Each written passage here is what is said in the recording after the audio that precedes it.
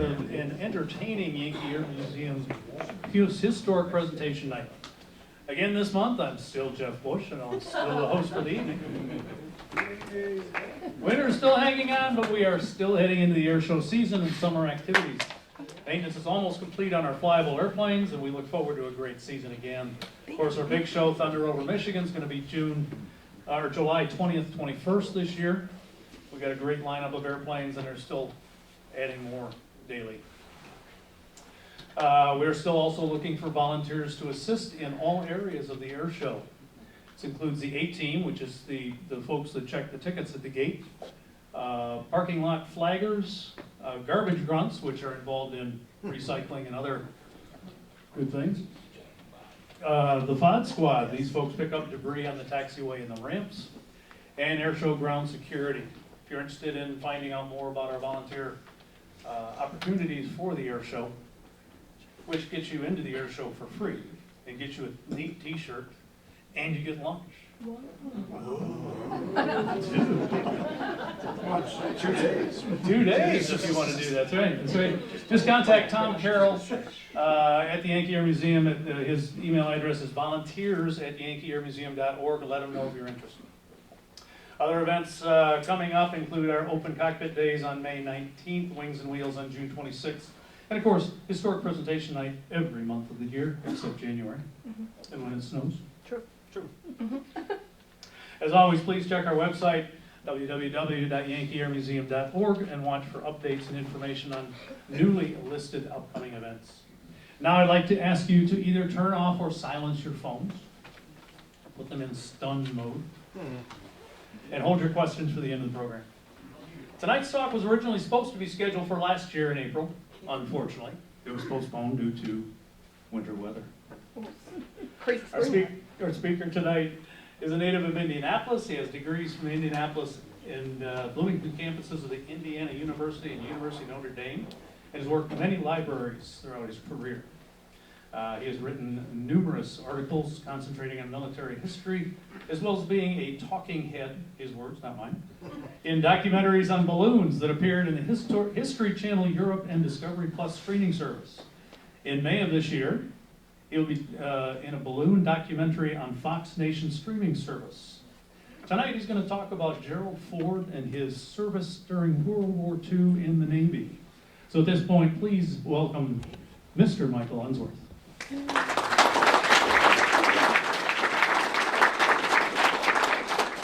Oh, wow, it is dark here. Okay. We're having this one. Well, hang on, let me get the, all right, that works. All right, I think I'm good. Okay. Okay. All right, well, why am I talking about Gerald Ford's World War II experiences? Well, first of all, I think it's an interesting story. I hope you guys agree. Otherwise, you're going to be here for an hour and very disappointed. Now, seriously, his service in World War II was intimately connected with the key technology, aviation. And in my talk, I'm going to switch back and forth between Ford's experiences and the so-called big picture. And then finally, his experiences in World War II had a big impact on him as a congressman from Grand Rapids, and especially as vice president and then president of the U.S. Okay, what happened on that? All right, my sister, the French teacher, says, Mike, you always got to hit your audience with humor. And I think most of you understand the import of this photograph. For those of you who don't, when Ford was president, okay, presidents even today don't use air stairs. They go down the big long stairs that they push up to the plane. Ford clipped a couple times, and then Saturday Night Live, Chevy Chase was the designated clumsy Ford. Well, after his presidency in his library, he had a conference on humor in the presidency. Chevy Chase was there, and so Ford, they had this stunt shot of Ford tripping Chase. And actually, seriously, after the conference, Chevy Chase going, boy, I think I cost Ford the election on that. I mean, it was a tight election, if you guys remember that. Okay. Anyway, one benefit of me not talking last year was that recently this 800-page definitive biography of Ford came out entitled An Ordinary Man by Richard Norton Smith, and Smith has done a bang-up job of researching, and I'll be pointing out some of those. And then secondly, another book came out that compared the U.S. and British navies, two navies divided, and that was a good 500-page summary of naval culture between the two ones. Okay, in my high school debate, they said, well, always got to have an outline. So I'm first going to talk about pre-war life of Mr. Ford. He joins the Navy as shore duty, as training and instructor. Then he goes to sea on the USS Monterey. It was the only ship he sailed on, an aircraft carrier. And I'm not going to give the whole voyage of the Monterey, but I will emphasize the Battle of the Philippine Sea, and then Halsey's Typhoon. Yeah, who's seen Caine Mutiny, the movie? Yeah, Halsey's Typhoon played a role in that. Then shore duty with emphasis on a football game.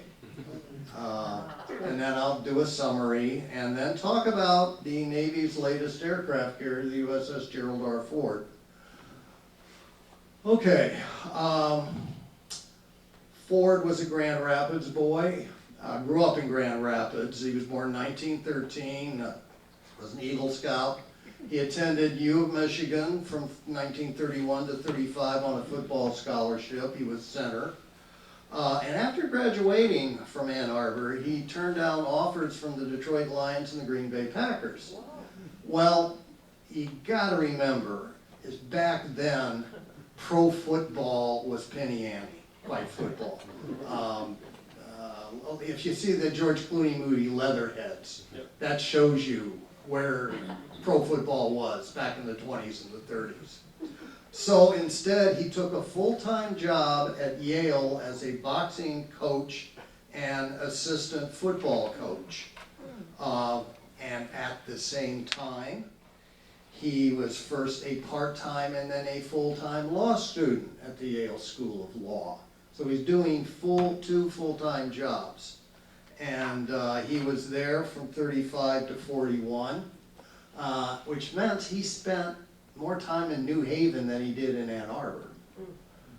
And during that time, he met this pre-war model, a gal named Phyllis Brown.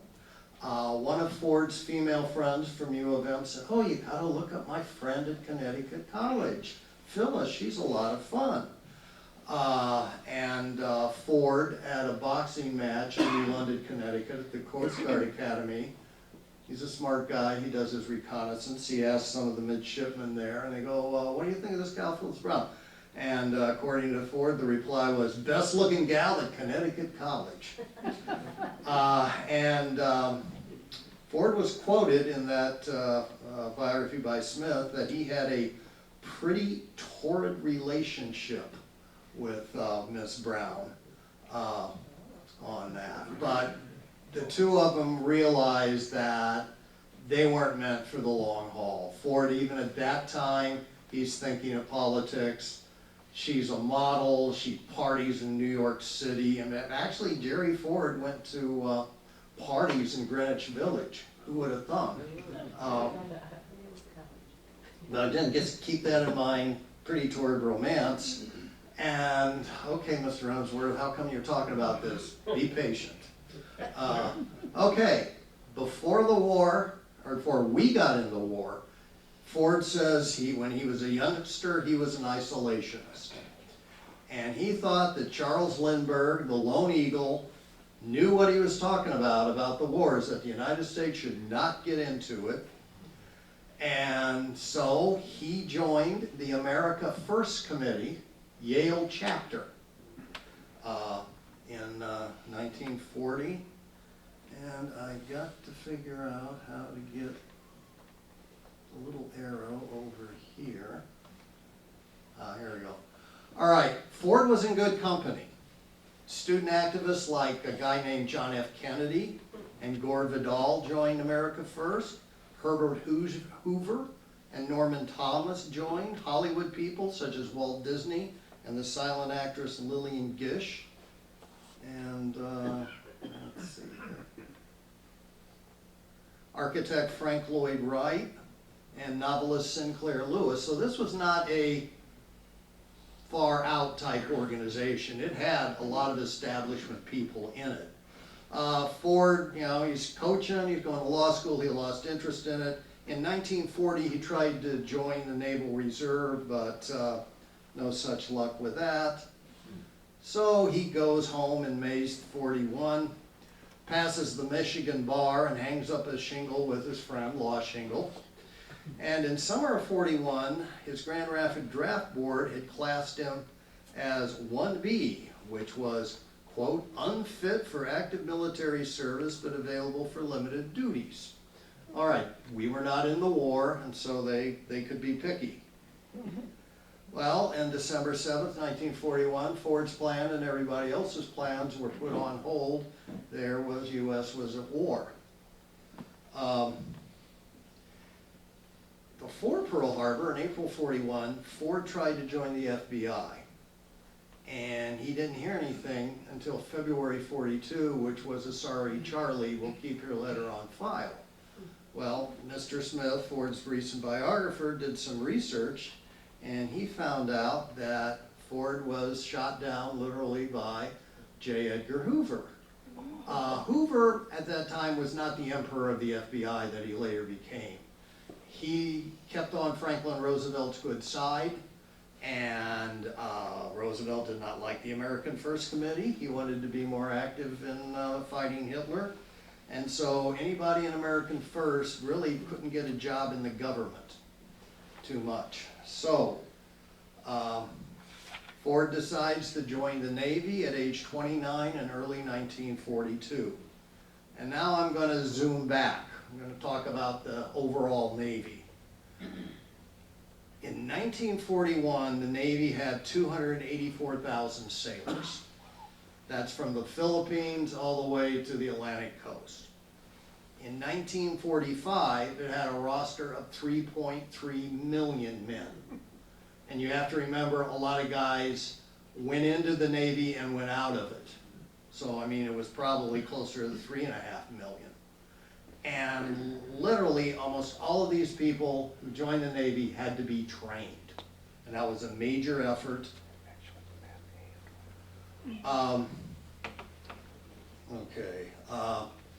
Enlisted training lasted 6 to 8 weeks in basic.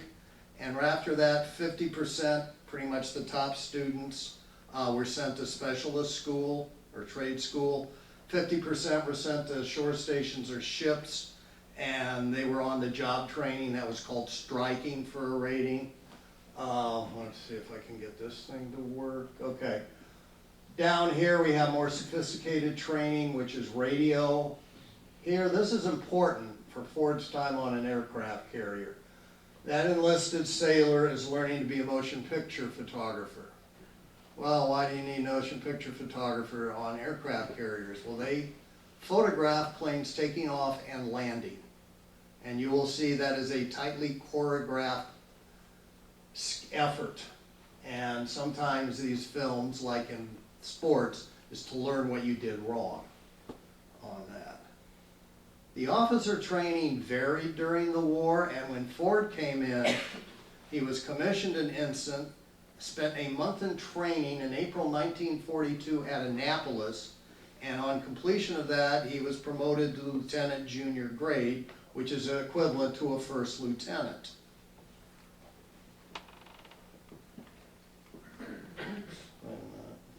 Oh, yeah. Okay. Also in April 1942, our friend Phyllis Brown is seen on a cover of Cosmopolitan magazine getting close and intimate to a naval full lieutenant.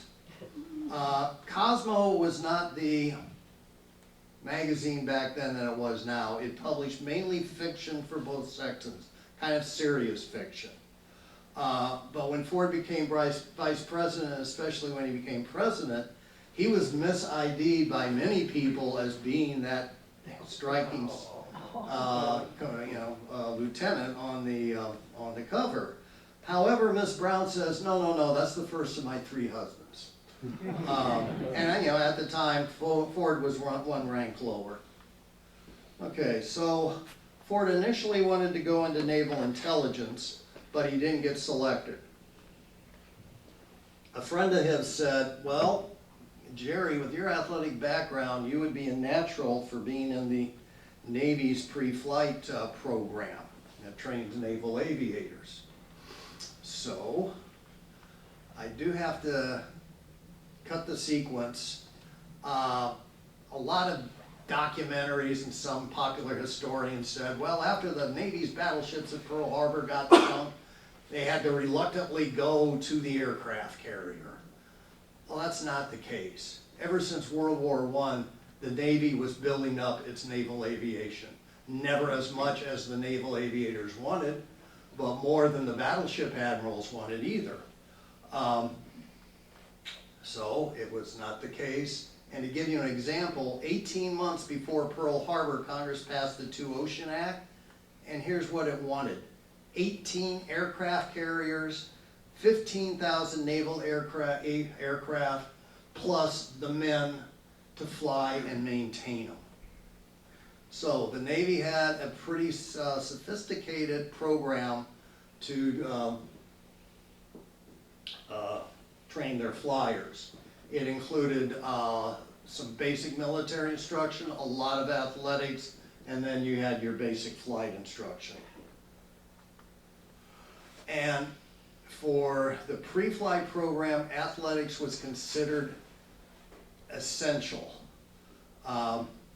The father of this program was the guy down here refereeing this boxing match, a boxer named Gene Tunney. He kind of convinced the naval hierarchy this is a good program. And the whole V5 pre-flight segment was referred to as the Gene Tunney Fish program. Why athletics? Well, for one thing, physical conditioning. Flying an aircraft, especially back then, even being an air crew back then, was strenuous. You needed to be in good shape. The Navy wanted their pilots and air crew to be aggressive. And then finally, they wanted to emphasize teamwork. Basically, Tom Cruise maverick characters are seen in movies, not so much in real life. Okay, so Ford goes to U of North Carolina, and he teaches elementary navigation skills, ordnance gunnery, first aid, military drill. He coached all 9 sports that were offered, but he concentrated on swimming, boxing, and football. In the year he was at the pre-flight school, he was promoted to lieutenant, which was equivalent to an Army captain, and in March of 1942, or 43, sorry. But he was getting bored there. But he could have stayed at UNC. He wouldn't have had any danger, but he wanted a more active role in the war. So he lobbied, he had some connections, and he was assigned to the Independence class carrier Monterey, light carrier number 26, that's what that CVL means. And he was on there for about 18, 19 months. Okay, in World War II, aircraft carriers were named for either historic ships or battles. Ford's ship, the Monterey, was named for one of the few bloodless battles the United States ever had. Was in the Navy dropped Marines and Blue Jackets to take the capital of Mexican California, Monterey. What makes an Independence class carrier unique is that it was not designed from the keel up to be a carrier. It was designed to be a cruiser. Cruisers are large ships, have large guns. They're designed to defeat any ship that has the same size guns, and they're fast enough to escape from bigger ships. So why did they do this? Well, it was insurance in case the Essex class carriers were delayed. Well, what's an Essex class carrier? It's fast. It's 31 knots, which is about 38 miles per hour. It's the mainstay of the Navy's force in the Pacific. Carried 90 to 150 planes, 323 officers, about 3,300 enlisted men. They had top priority. Construction went faster than expected. And while they were overcrowded, with about 3,600 men on board, their big air groups and their speed made them essential for carrying the war to the Japanese.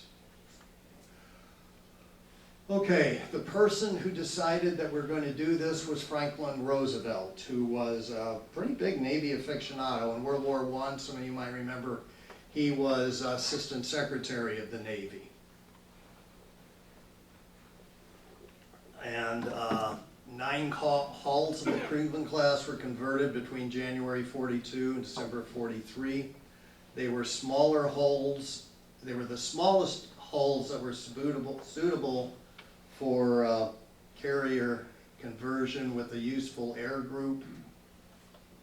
Oh, come on. Oh, geez. Sorry.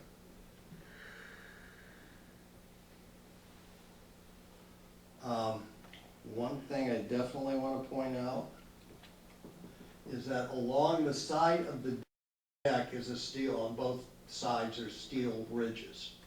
They have those there in case people drop tools and are not washed over. That becomes essential later. Now their narrow hull constrains the flight deck and then the hangar deck right below it. Caused stability problems. Ford's biographer said the tons of cement had to be poured on the port side to achieve balance. The smaller decks had a higher accident rate. The crew of 1,500 had uncomfortable living conditions. Okay, oops, wrong one. There we go. The defensive armament is 90 40mm Bofors guns and 14 20mm Oerlikon guns. Gee, these don't sound like American weapons. Our weapons sound like Winchester and Colt. Well, Bofors is a Swedish firm. Oerlikon is a Swiss firm. And in the 1930s, they developed really good anti-aircraft guns. And of course, the Americans had to do some redesign to fit to our specifications. But the Germans also bought these weapons on that. I mean, you know, these are good neutral countries. They'll sell to anybody that has the gold. You might notice that the crew on the Oerlikon is black. The Navy was segregated. These men are likely mess stewards. But in a warship, you do all kind of different things, and this group of sailors were assigned an Oerlikon gun. Okay. The 9 ships in the Independence class represented the equivalent aircraft capacity of 4 Essex-class carriers. They were useful. Their offensive punch are Hellcat fighters and Avenger bombers. Okay, hope you can see that diagram well. The missions of the Hellcat, which is a single-seat fighter, combat air patrol, which means flying over the fleet, intercepting any hostiles. For nighttime, the planes were eventually equipped with radar. Offensively, they would do fighter sweeps of critical areas, defended anchorages and facilities. They would shoot down any defending planes, gain air superiority. They would escort bombers. They themselves could strafe, that's machine gun, and then bomb and rocket grounded sea targets.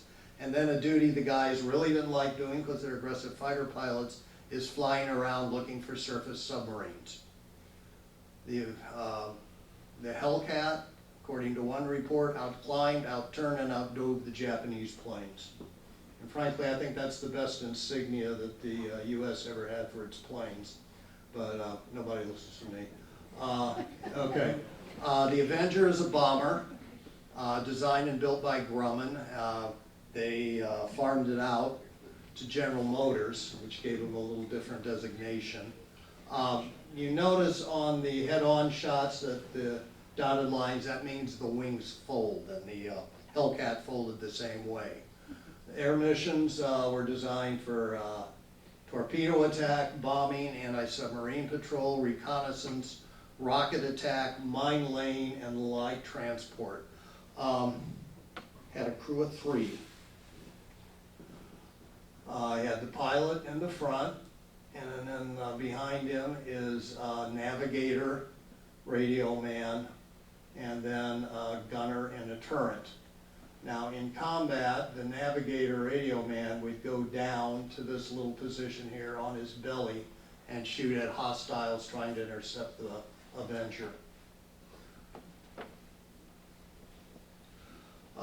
One author says a rugged and stable aircraft, well equipped with good handling and long range. Now both the Wildcat and Avenger could take a great deal of damage. In fact, the nickname for Grumman was the Grumman Iron Works. Okay, Ford goes afloat. He boarded the ship in May '43 when it was being completed at the New York Shipbuilding Yards in Camden, New Jersey, which is across the river from Philadelphia. New York Shipbuilding constructed all 9 Independence-class carriers.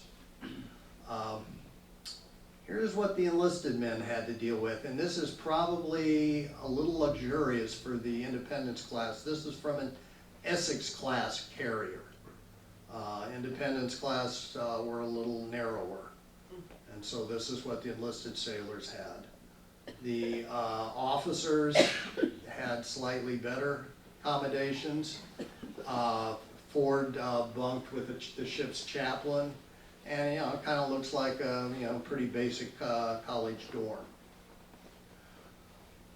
Okay, Ford gets afloat. He is initially assigned as a 2nd Division officer, responsible for 2 junior officers and 90 enlisted men. That's petty officers and other sailors. His was a deck division which handled lines for anchoring, mooring, and fueling at sea. I got some more notes I gotta get to.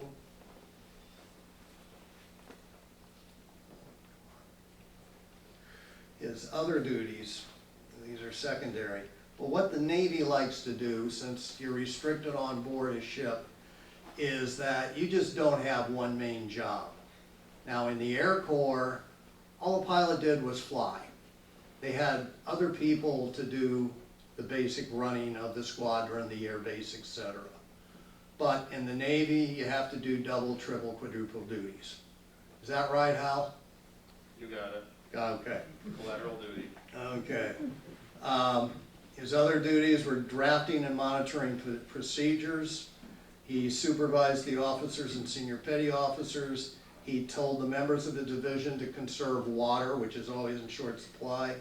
And as a ship's athletic officer, he did a good job. And at general quarters, which is the Navy's version for action stations, his station was the quad 40mm Bofors on the stern of the vessel.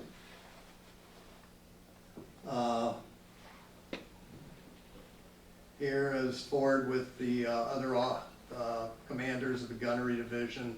Most are regular officers, some are petty officers. But he had to go to a 2-week course in June '43 on the quad 40s. And he was identified as instructor material. And frankly, if he wanted to pull strings, I think he could have stayed there, but he didn't want to.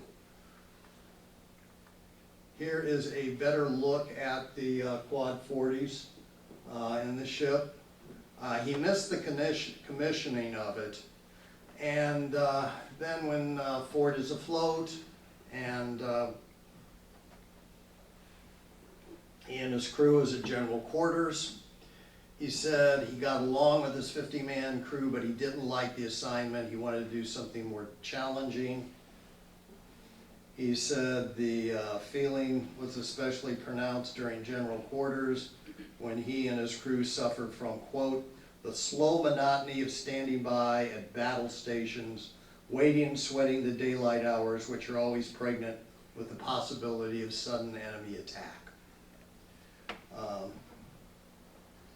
So Ford lobbied within the ship and was assigned as ship's navigator, assistant ship's navigator. The chief navigator was Commander Lewis Pappy Atwood. He was a former civilian master mariner with 20 years of seagoing experience. And he taught Mr. Ford how to do a sextant properly. He also had secondary duties. According to Mr. Smith, is that Ford recruited musical talent for fraternity like smokers. But Smith doesn't go into any details, and seeing the Navy had been alcohol-free since 1862, I wonder what those fraternity-like smokers were like. Anyway, he was a ship's historian. He edited the newspaper Flat Top Flashes. And I hope to God he inherited the newspaper, because I wouldn't want to have that title stuck to my resume. And he continued as the ship's athletic officer. One thing to point out is that you see to the, let's see, over your left, there you see the hands of the seaman quartermaster. Ford is taking the sidings and he's saying what the positions are, and the quartermaster is writing it down. So even on doing navigation, it's teamwork. Ford's major duty station is the very cramped bridge of the Monterey. And to the right is the navigation station. And he liked it. He was in the middle of everything, and he often served as the officer of the deck, which is by definition the officer on watch in charge of the ship. Ship's captain is not on the bridge all the time, and so that was a pretty good distinction Ford got, the trust. And his action station was on the bridge. It was general quarters, officer of the deck. So when they're in combat, that he's running the ship while the captain is deciding tactics. Shows the Monterey making a very tight turn. Okay, an aircraft carrier has to do flying whether they're in a combat zone or not. Frequent practice is needed, not just for the pilots and air crew, it's for the deck crew, basically the whole ship. The skills are perishable on that. One thing interesting about flight decks is that the different crews have their own colors. Yeah, usually it's a jersey or a shirt. I can go through what the colors means during the question and answer. I do want to point out is these two chaps down there. They are off duty. They're called hangers-on.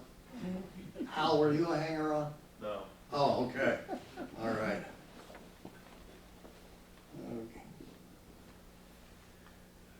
Okay, a lot of manpower was required on the carriers back then. The lower left, we see crew positioning a Hellcat by hand. You see the wing folding, which was a Grumman trademark, to have them fold on the side. And then on the flight, whoops, sorry. Okay, I am goofing up big time. There we go.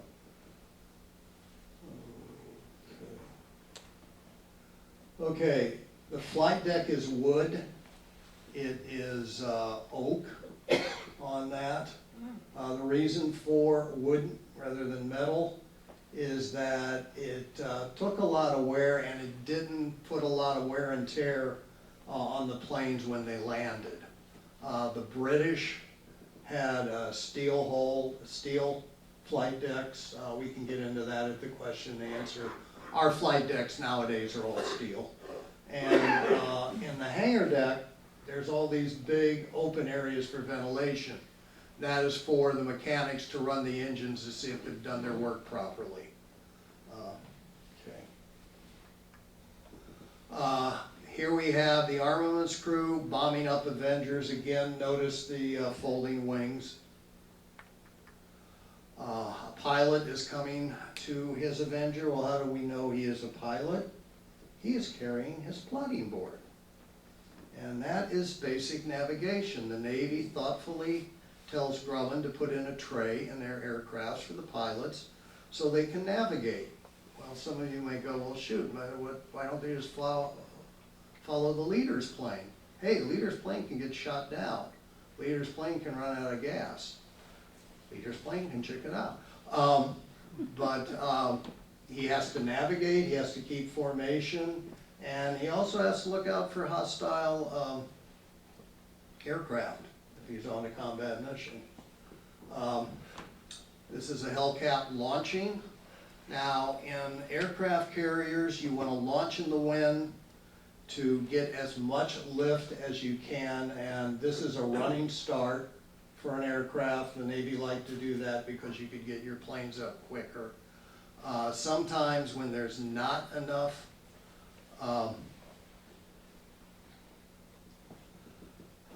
wind to go, is you have to use a catapult.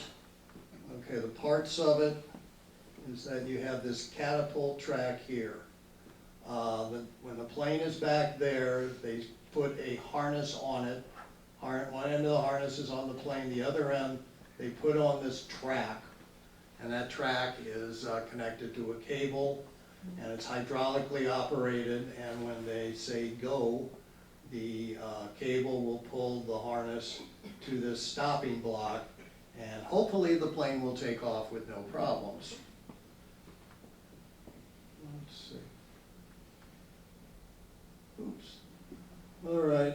Well, okay. To the left of the 26, you see him. Is that man, can you see him in the box? Mm-hmm. Okay. He's getting ready to put a harness on the next plane. The men on the top of the 25, they're going to retrieve the harness. They have to do this quick because more planes, they want to get airborne. And until all the planes of the unit are up, they have to fly around the carrier. Landing is even more interesting. You land into the wind so you can keep as much control as possible. The guy with the two paddles, his nickname is Paddles. He is also a naval aviator. He's a pilot. So the pilot's landing can trust him because this guy has done it before. And both Paddles and the pilot he's directing, they have to know all of the signals on that. And one of them is the wave off. Is that, okay, you're not going to get it, go around again. Here's what they call a successful trap. The man on the left, he is running to the plane. Now there are a series of cables running across the deck, and there's a tailhook on the plane that snags the cable. And this chap runs, disengages it, and then the plane goes further down the ship, and a little gate goes down, and a barrier goes back up to prevent any landing planes from crashing into it. Paddles, you can see, he's on a platform over the catwalk. And then up in the sky are the planes in the landing circuit. Again, this has to be done with great precision and diligence. Sometimes things go wrong. And the plane on the left, he has gone over the barrier and into the sea, and I don't think I need to explain the photo on the right. Military flying, even today, is inherently dangerous. In World War II, the Navy lost close to half of its planes due to non-combat causes. And we'll see an example of that a little later on.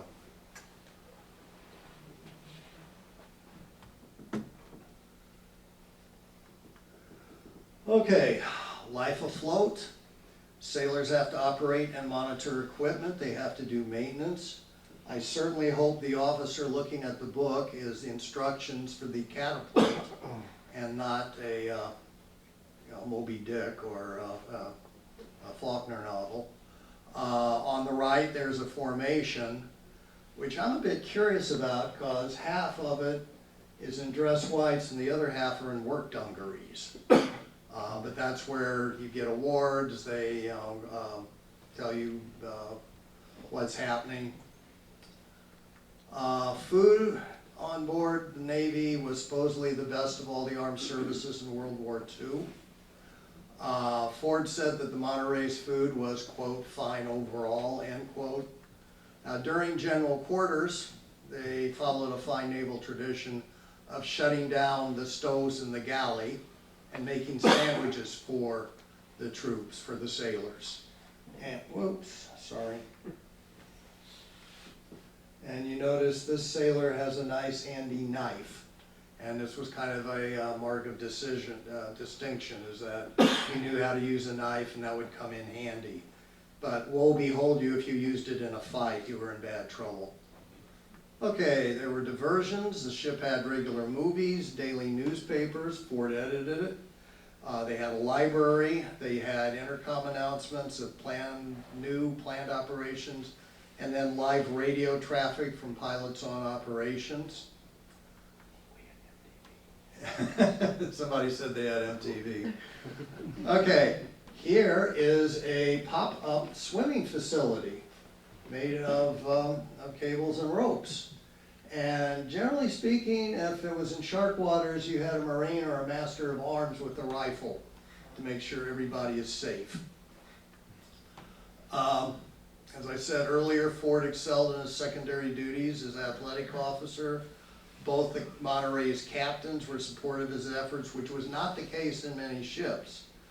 Here's a boxing match, and I'm going to blow this thing up. And you can see Ford on the left. Can you see the red box? Mm-hmm. Okay, good. He's the only one in a chair. I think he is judging the boxing match because, you know, he did coach boxing at Yale and at the pre-flight school. Now, Ford was a bit of an innovator. He realized as soon as you put the carrier's elevators down, you have instant sports courts. The rear hangar was for volleyball, the front hangar was for basketball. And I will lay money that those guys sitting down looking at the game are not just watching the pure physical, you know, capabilities of the basketball players, they're also betting on the game, which of course is theoretically, well, anyway. Now, here Ford is himself, whoops, playing in a game right here. He said in a report back to the Naval Training Command, he said, quote, basketball was our best conditioning sport for the officers and men get more exercise in a shorter time. Now I want to break the sequence. That photograph appeared in the U.S. Navy War Photographs that was put out in 3 months at the end of the war. It was done by a good photographer named Edward Steichen. And if you can get that book, it's huge. It's a copy table book. And the level of detail is incredible. I don't know who in my family got that, but I wish I'd gotten it. I did get the reprint, which is smaller, and just the difference in detail in the photographs. And you could probably get these from Amazon or ABE books. People do reprint it. Oops. Going back to basketball on ship, Ford says in his report, quote, we play with either 4 or 5 men on a team. 2 teams play for 8 minutes, then 2 more teams take the court, then the first 2 return, and so on. Over a 2 or 3 hour period, a number of men get a fine workout. It looks like it's a skins versus shirt game. I counted 6 guys in skins and 2 in shirts, which to me just doesn't seem fair. Now, what they did do was that officers played officers and enlisted played enlisted, I think for obvious reasons. And the Monterey did cross the equator. Any people do a crossing of the line ceremony here?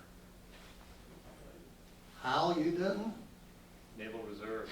Oh, darn. Okay, this is an ancient Navy custom, is that when you cross the equator, they have a centuries-old ceremony. It is pretty akin to fraternity hazing, is that the guys who have crossed the equator before and have gone through the initiation, they are called shellbacks. the sailors who haven't, they are called polywogs. And in this shot, we see a polywog getting ready to be presented to King Neptune. And you notice he has a poncho around him, and the king's attendant is probably doing something nasty to him. And then, yeah, so yeah, there they are. And even the officers, if they were polywogs, they had to get initiated. And apparently in this cartoon, Lieutenant Tucker was probably not terribly popular by the look of the sailor on the left. Tucker looks apprehensive. He looks like he has grease in his hair. So, yeah, that's the crossing of the line. You get a certificate. And of course, the next time you cross the equator with a new crew, you can be a shellback. Okay, the Monterey made 3 brief trips to Pearl Harbor to refit the boat and get it back up to snuff. But as the war progressed, they had to be refitted in 3 different fleet anchorages. They were chosen for their suitability for maintaining and sustaining the fleet, not for recreation. This is the Ulithi Atoll, and this is just a portion of the U.S. Pacific Fleet. There was an island in Ulithi called Mogmog, and this was considered the best place of all the anchorages. Here we have a barge full of sailors being pushed to Mogmog, where they could swim, play sports, and most especially go to a beer garden where you could get 1 or 2, and if you're really lucky, 3 warm beers. The main work at these anchorages were done by service squadrons, which outnumbered the number of combat ships. In the upper left is the USS South Dakota in a floating dry dock. Well, how can a dry dock float? It's essentially a big pontoon, and you let water out of it, and it sinks to this even under the sea, and you can maneuver a vessel in it, and then you fill it back up with water and raise it. On the right is a fleet oiler. On one side it's refueling an Essex-class carrier. On the other side it's doing a destroyer. The Americans were very advanced in this. No other Navy had put this down. The British, their refueling was they had one ship throw out a hose, and then the ship behind it would pick it up. It was very slow and laborious. Okay, as I said earlier, I am not going to cover all the combat operations of the Monterey. Ford was on for most of them. Just going to give the general strategy. Okay. Why did Japan go to war with the United States? Well, Japan has 2 things in abundance. Lots of people and land that doesn't have any resources. So they thought, hey, China's a good place. We'll go in there. Chinese didn't like that. And we were buddies with the Chinese. We're going to send missionaries and make them all Christian.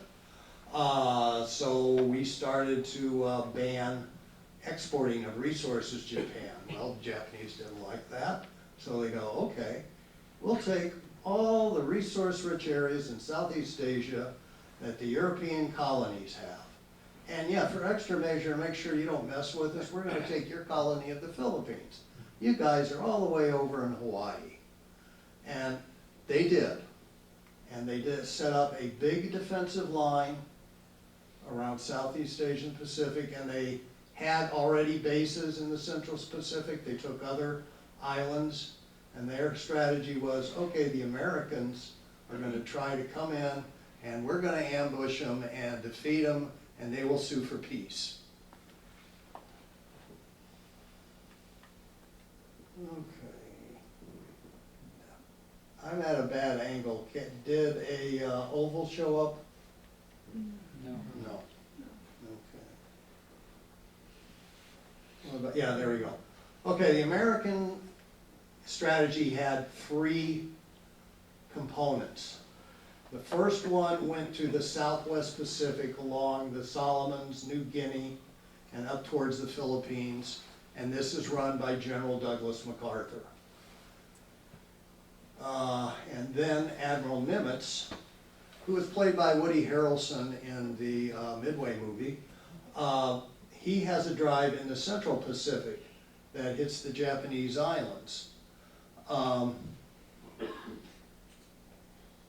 And these two drives would seize critical targets that possess either good anchorages or airfields while leaving other heavily defended places to wither on the vine. The third component of this strategy is not amenable to the map. It's submarines to hit Japanese trade. The first 2 years of the war, our torpedoes stank, and we finally got them to work. And the Japanese, as I said earlier, their strategy is we will rebuild the losses we got in Midway, Coral Sea, and the Solomons, and then we will have our planes and ships ambush the Americans when they come in. They thought their islands were unsinkable aircraft carriers. So those are the two countries' strategies. Give you an indication about size, the area we're talking about is equal to the continental United States, New York to California. And to get there, you have to travel the lengths of 2 other United States from the American West Coast. So it is a huge, huge area, which both countries had to sustain their forces. Okay, the key to the American strategy is the Fast Carrier Task Force. The Monterey became part of it. The task force was 11 to 16 flat tops that had over 700 planes in it. The Navy's key successes were learning effectively to use both radar and all of these new carriers, combining into this Fast Carrier Task Force, and then they subdivided them into task groups, capitalized on the strengths of the carriers. Okay, here's what it looked like. This is how the Fast Carriers Task Force worked for the Battle of the Philippine Sea. Is that you had 4 carrier flat tops, 2 heavy Essex, 2 light Independents, surrounded by cruisers, battleships, and destroyers. Now Ford's carrier, oops, sorry.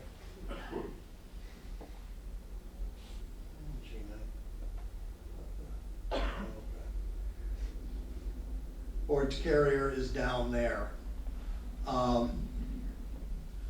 And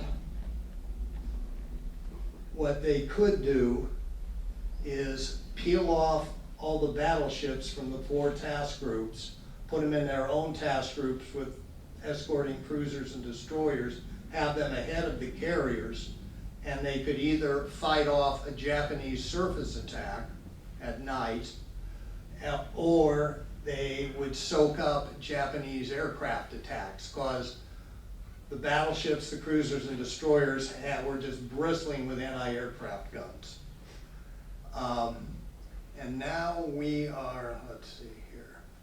Oh yeah, the American operations ran from just hit and run initially to hit and stay, capturing bases. And light carriers such as the Monterey, their planes didn't go on attack in a lot of cases. They stayed back and did combat air patrol, which is flying around the fleet to hit any interceptors, and bombers would do anti-submarine patrol. And now we're going to naval nomenclature, which is confusing. Okay, the Fast Carrier Task Force had 2 names, and it depended on who was running it. If Bull Halsey is running it, it is the 3rd Fleet, and the Fast Carrier Task Force is number 38. But if the good Hoosier, Electric Brains Spruance is running things, it's the 5th Fleet, and the Task Force 58. Okay, why did they do this? Partially to confuse the Japanese, which wasn't terribly smart, The other thing is that, okay, if Halsey is conducting operations, Spruance is back at Pearl Harbor planning the next campaign, and then they switch. But it's the same carriers.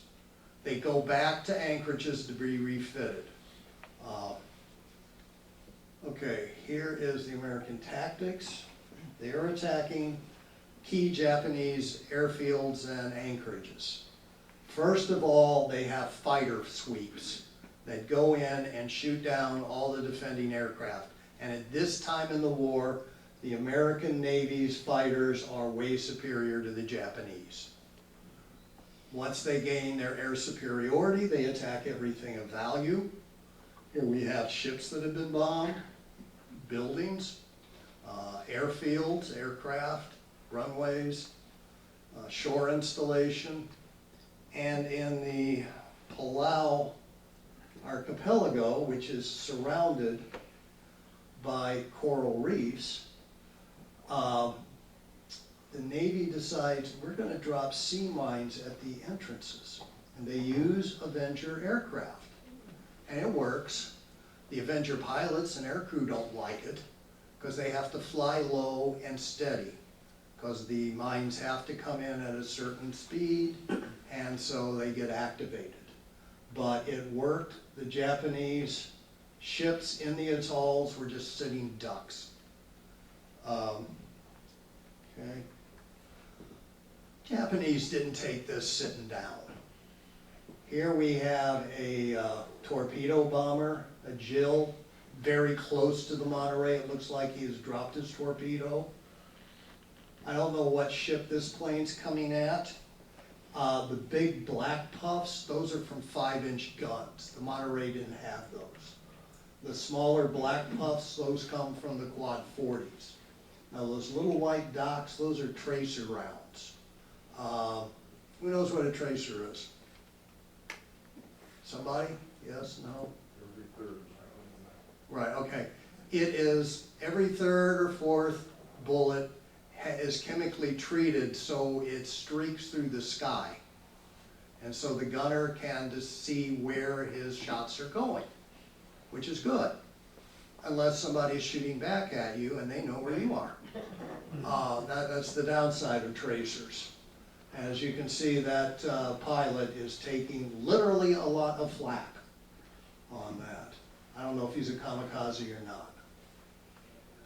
I told you is that the ship's intercom had the radio traffic of the pilots, and we're in the ready room of a combat squadron, and the man I have put in the box is the ship's captain, Ingersoll.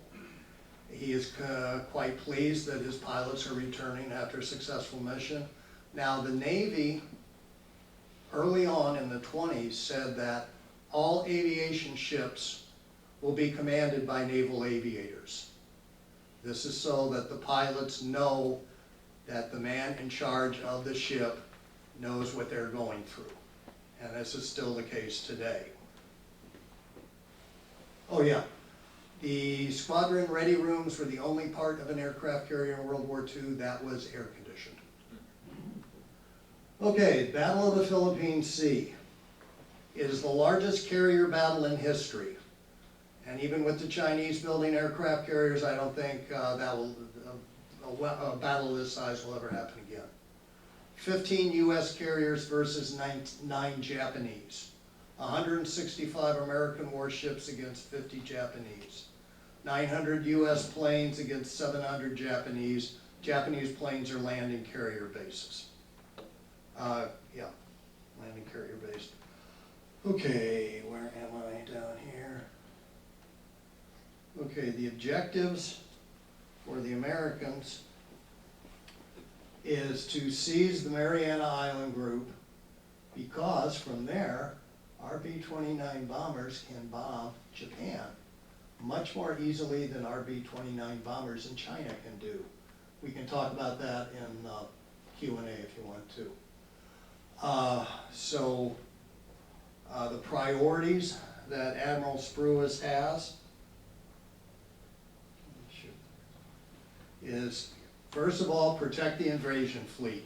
Don't let the Japanese do any deception and hit the fleet while we're trying to hit their fleet. And then, if we can, destroy the Japanese carrier fleet. Now, the Japanese have some advantages. Their planes can fly further in searching and attacking. The reason for this is that the Japanese did not put a lot of armor or self-sealing fuel tanks in their planes. They were lighter.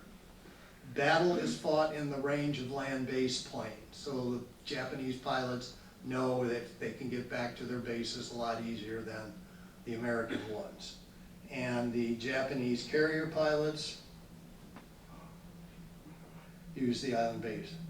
And then finally, with the easterly trade winds, which are blowing this way, the Japanese can launch their planes with the wind at their back when they're closing on the Americans.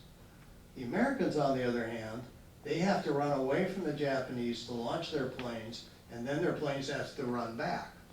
So they have to spend more time in the air just finding the Japanese.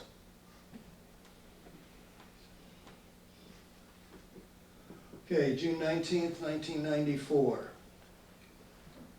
Situation facing the two fleets was reversed the first 2 years of the Pacific War. Now the U.S. had seasoned aviators. Each aviator had over 350 hours of flight time, and the Americans had learned to use radar effectively.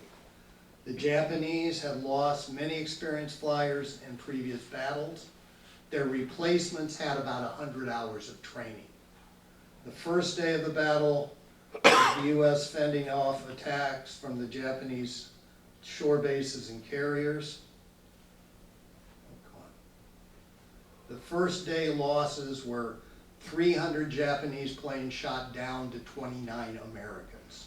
It was called the Great Marianas Turkey Shoot. The Navy made a lot of aces that day.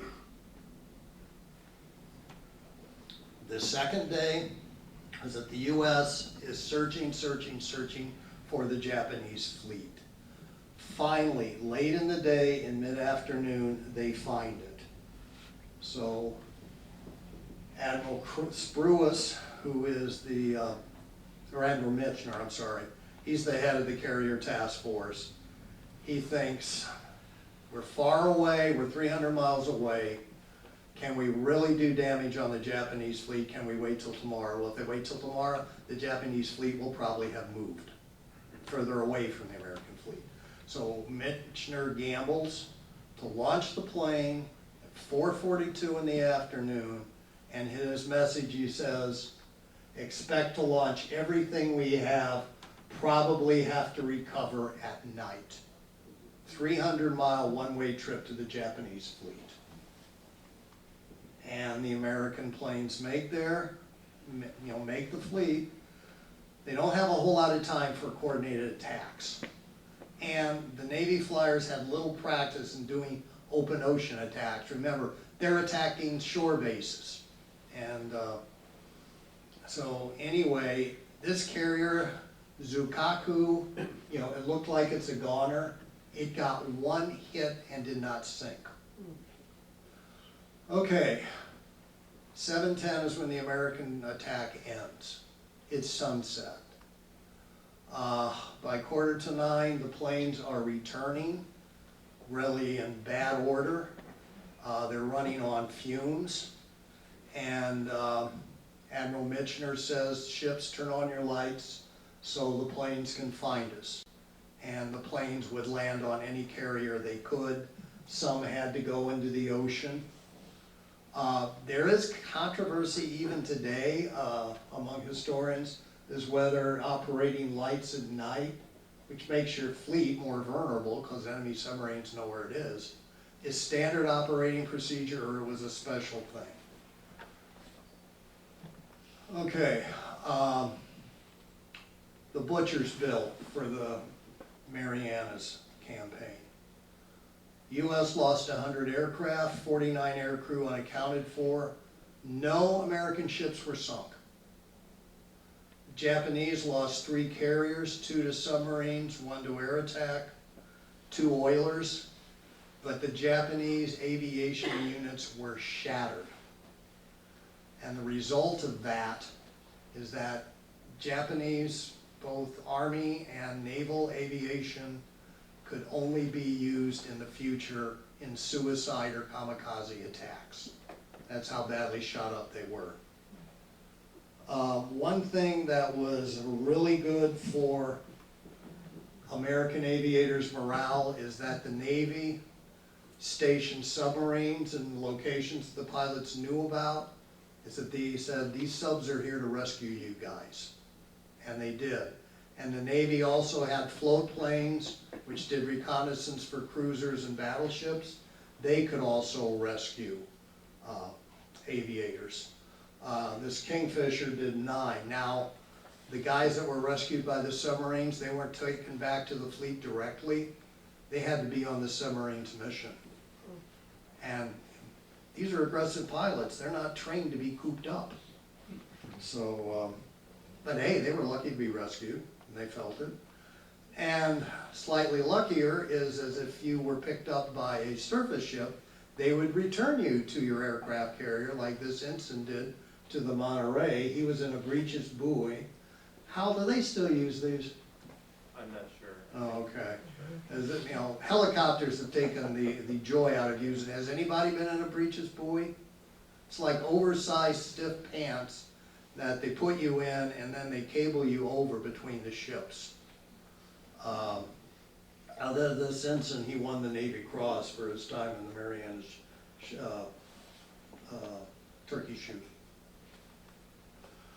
Okay, I think Magellan was probably tripping on something when he called this ocean to the west of North America Pacific. It has some really nasty weather in it. And I am now going to talk about Typhoon Cobra. December 1844, this typhoon played a role in the Caine Mutiny movie, and yeah, in the movie. Here it is on radar, but it has been known to posterity as Halsey's Typhoon. Okay, Admiral Halsey was incredibly aggressive, and he was conducting operations with the Fast Carrier Task Force and the 3rd Fleet against Taiwan and Japan, and he got conflicting weather reports, and he inadvertently put his fleet in the typhoon's path. Here is a destroyer in a trough surrounded by waves, and then at the bottom right is a fleet oiler plowing through. Now Monterey's Captain Ingersoll, he made the correct forecast and ordered his ship and aircraft to be secured for major storm.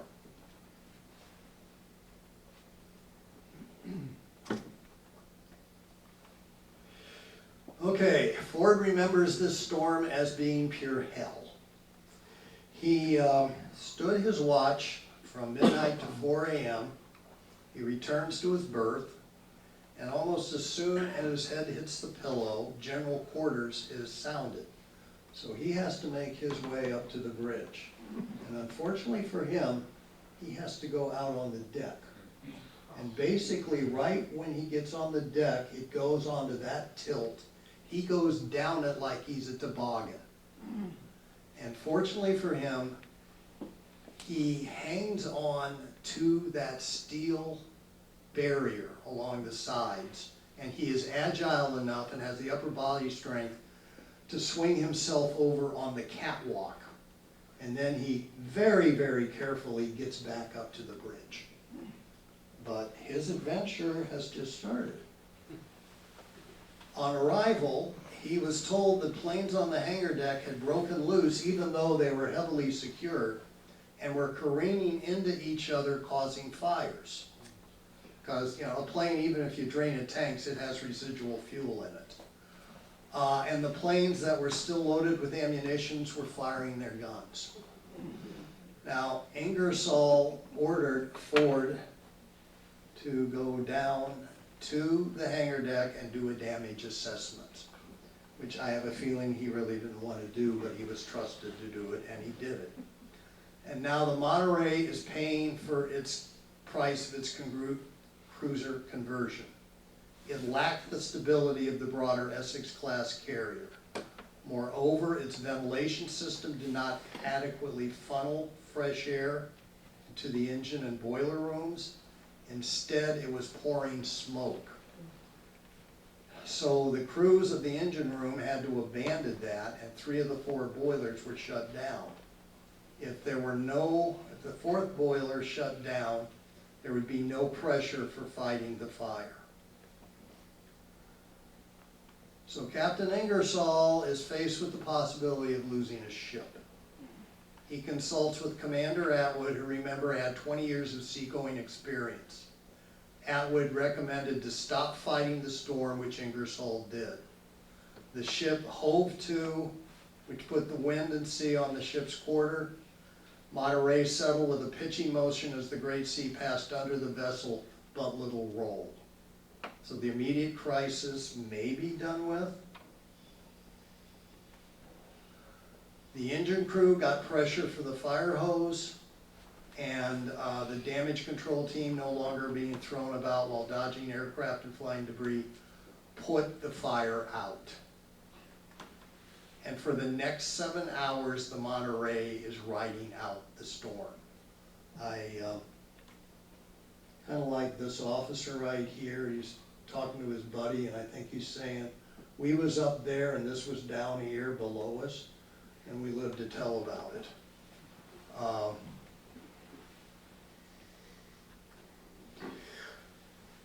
Let me go back.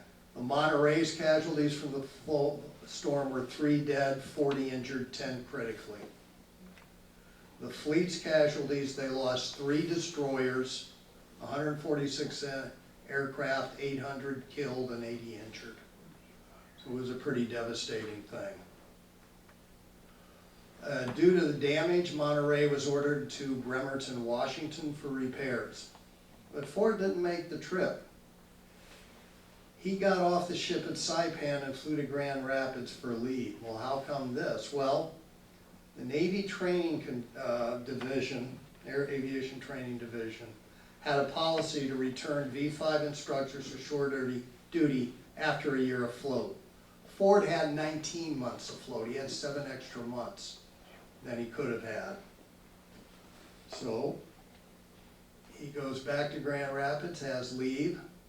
He is sent to the V-5 pre-flight program at St. Mary's College in Moraga, California, for about 5 months. Then he is sent to the Naval Reserve Training Command at Glenview, Illinois. He is promoted to lieutenant commander. It's okay, Ford's back in the US of A. Things are going to be safe and good for him. Well, in October 1945, the Naval Academy played University of North Carolina, Chapel Hill. Since many of the training command's officers were Annapolis grads, an inspection trip was scheduled to coincide with the game. What a coincidence. And Ford was included on that. And they flew in a Beech Expediter, which is the naval version of a Beech 18. Anybody flying that? I can't imagine, more than 5 people being comfortably seated in that, but they were. Well, unfortunately for them, a rainstorm developed when they were getting close to the airport, which was unlit. But the pilot was determined to have his passengers see the bomb. The pilot became confused. He landed on the wrong one-way, which was shorter than the main one. The plane plunged down an embankment into a clump of trees. Ford and his comrades got out before the plane was consumed by fire. So of all the stuff he had in the Pacific, this was probably the most dangerous, because he had absolutely no control over it. Well, anyway, I don't even know who won that game. But he returned back to Illinois, and his last 2 months were spent at a separation center. And then he separated from the Navy. Okay, let's sum it up his time in the Navy. Received uniformly good evaluations, natural leadership, he was dependable, a quick learner, a good instructor. Captain Ingersoll said he was one of the finest officers I've ever seen. He had many opportunities to avoid hard service.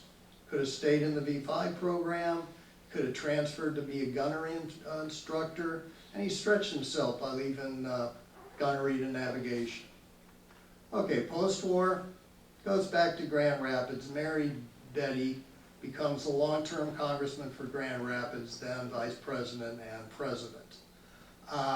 Ford himself says he had a greater appreciation of the size of the world, how it was being shrunk by technology, and all the different peoples there. Now, the latest naval aircraft carrier is the USS Gerald R. Ford. If you go to the Ford Library, I think they still have a model of it there. This carrier has had a lot of controversy. It's the first new design in 50 years, had a lengthy development, began construction in 2005, was delivered and commissioned 12 years later in 2017. It was 2 years late. It was first deployed in 2022. It has 23 new technologies and is not outfitted for the Navy's most recent fighter, the F-35, and that's due to the construction delays. And it is very expensive. Some critics say, well, the age of the aircraft carrier is done with. Submarines and unmanned aircraft and vessels can do the job better. Well, you never can decide what is going to be useful in the next conflict. After the Gulf Wars we've had, people said, well, we don't need heavy tanks. Well, what was the first thing the Ukrainians really wanted once Russia invaded? They wanted heavy tanks. So, who knows?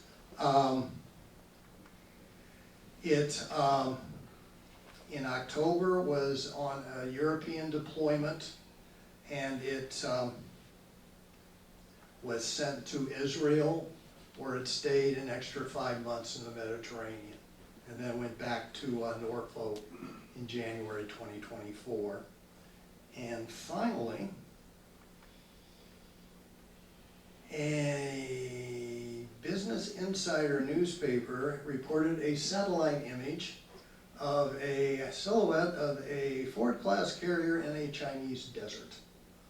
And they think that this is being used for attacks and practice and tactics and God knows what on that. So, you know, Chinese are taking carriers seriously.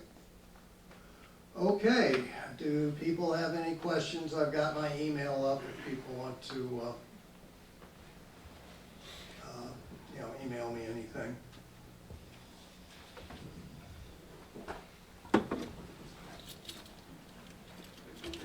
So, are we gonna have any lights?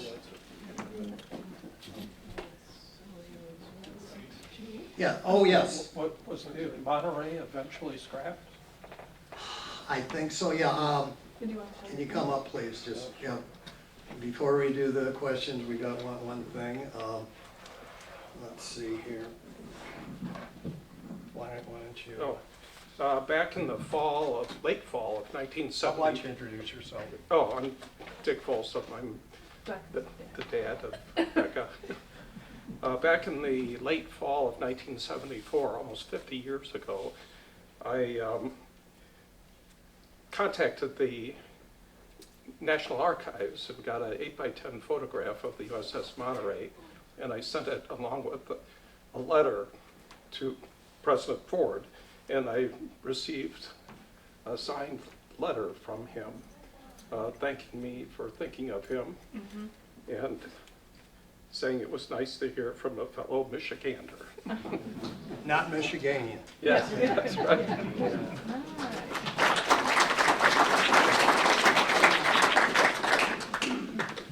Okay, yes.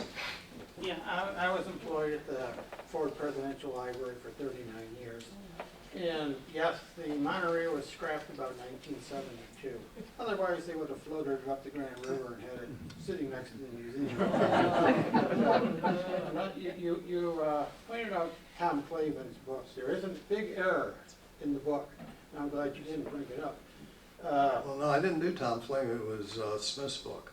Well, I know, but you had a picture of Oh, Halsey. the Yeah. Halsey book, okay. In the book, it tells about President Ford's heroics in fighting the fire on the below decks, and Ford denies that ever happened. Yeah. So Yeah. it's a major error in the book. Well, you know, what was the saying in The Man Who Shot Liberty and Balance? When the legend is better than the truth, print the legend. On that. So, yeah. How did he meet Betty? You would have to ask that I question. can answer that. Yes, please, please. Well, she had been recently divorced. And when he came back after the war, they met at a dance. He had known her before the war, he had seen her before, and they just made she's available now. And so that's how he met her. I don't know if you remember this. This is going way back. I remember this when I was 14 years old in the 64 presidential primary nomination time, is that Republicans gave Nelson Rockefeller a ton of grief for getting divorced and marrying a second time. And, you know, for Jerry Ford to have that. Now, Jerry's mom was divorced. In fact, she was a battered wife. And she left her husband in, Nebraska? And then went back to Grand Rapids, where she met Gerald R. Ford Sr. And, you know, Jerry asked for that, you know, he's no longer, I forget what his birth name was, but he wanted to be Junior on that.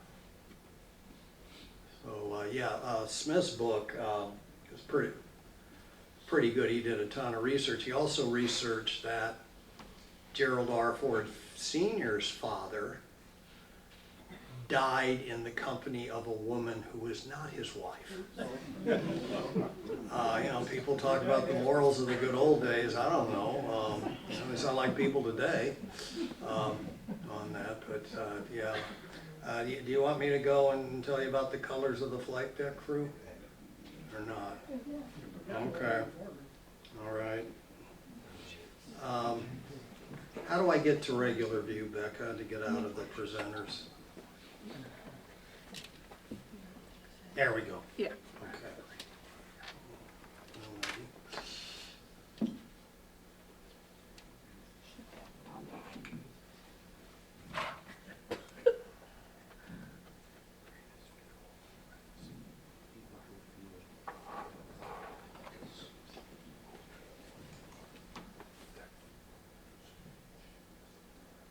No, we don't want to do this one. Okay.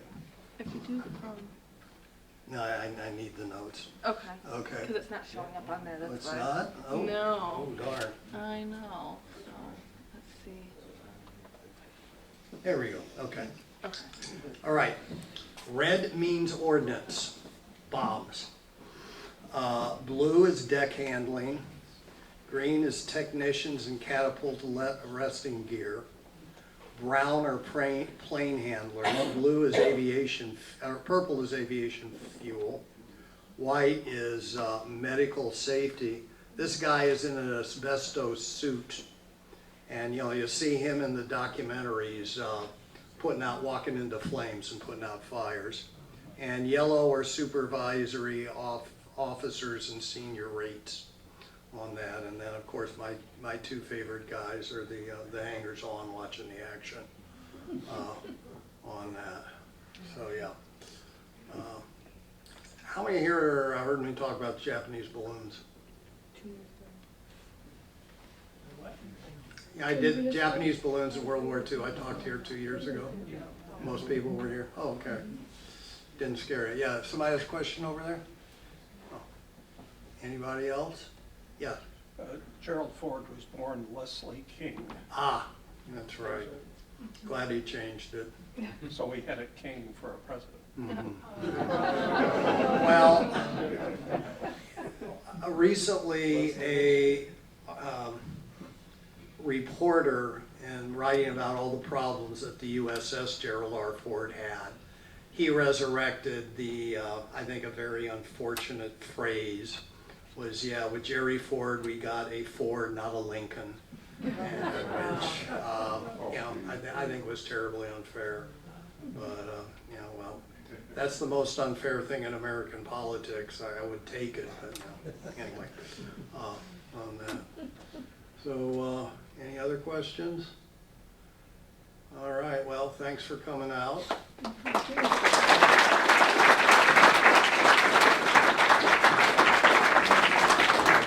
Thank you, Michael, appreciate it. Fine presentation as usual. As you all know, if you've been here before, we have great programs like this every month, first Wednesday of every month. May 1st, we will see the return of our own Barry Levine, who will discuss the over 80-year history of the Willow Run Complex, from Ford's B-24 plant, Kaiser Fraser Cars and Aircraft, General Motors Auto and Transmission Manufacturing, passenger and air cargo aviation, background on the museum, and more. And more. That is what you pay for. Yeah. Oh, I got a question for you guys. When I checked out the B-52, I noticed across the road was a business jet that had most of its tail tore off. Does anybody know the story behind that? Parts, keeps other airplanes in the air. Oh, yeah, but I mean, it's real jagged. Oh, okay. A rookie with a sawzall. Maybe it was a drug smuggler, I don't know. Okay. For those members here tonight, you know that this is one of the benefits of membership. So you get in here for free. However, we do, as always, ask that you drop a $5 bill or so in the box here on the table or just outside the door. The support does go a long way in getting our speakers here to continue these programs. Again, Becca, great job. Thanks as usual. And thank you all for coming out tonight. And until next time, bye-bye.